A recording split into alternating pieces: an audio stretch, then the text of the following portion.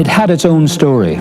And funnily enough, it was kind of in keeping with the rest of the year, which had been very topsy-turvy, up and down, win some, lose some.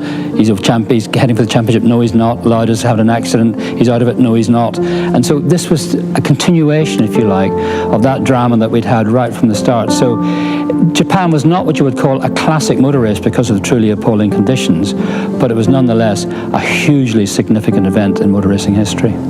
40 years ago, one of the most charismatic Formula One drivers of all time won the World Championship. I suppose I could describe the relationship with James in two parts. One when he was a racing driver, and the second when he was retired. In 1976, he was one of the world's top drivers, so that was good. He would have enjoyed that. He would have enjoyed the recognition that came with that. But he didn't quite so much enjoy all the trappings and the public relations work and the being nice to people and having to turn up and be well dressed and all of that. That wasn't him. He didn't enjoy that.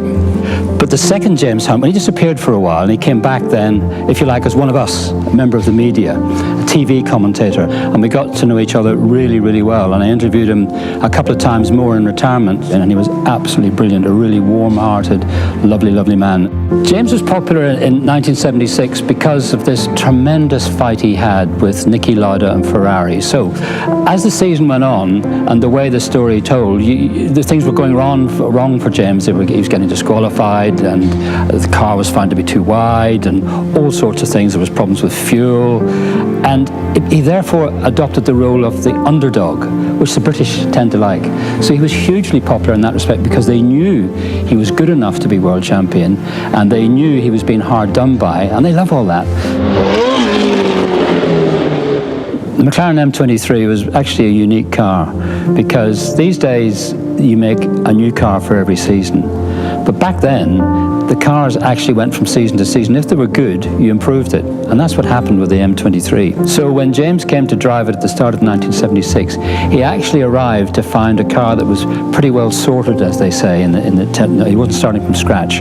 But having said that, he then had to make it into the sort of car that he could drive, that he could feel confident in. There's no point in having a fast car unless the driver feels secure. He feels that he can do anything with it. He can throw it into a corner and it's going to react exactly the way he wants. Well, that's what he did. He worked hard with the team. He developed with a strong team of mechanics, engineers, the designer Gordon Cuppock, and they got together and they developed it until it was an absolute race winner. So it's a hugely significant car because it's got a lot of history before James got in it, and he continued that story. So yes, it's one of the all-time epic Formula One cars.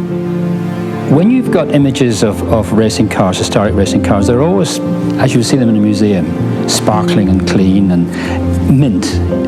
But what you really want to see is you want to see the car working as it was used. In other words, not sparkling and clean and clinical. This is a proper racing car being driven properly on its way to winning a world championship. And this artwork brings that across perfectly. The turning point for me, the second turning point came at the Canadian Grand Prix when he's having to fight. He's got 3 races left, and ideally he needs to win all of them, but certainly 2 of them. And I watched him win the Canadian Grand Prix, and there was something about his body language in the car and the way he wanted to do it and the way he won that race. And you thought, he can do this. It's all on. His determination in these things was outstanding, and it just fostered this belief that against all odds he could do it, and of course he did.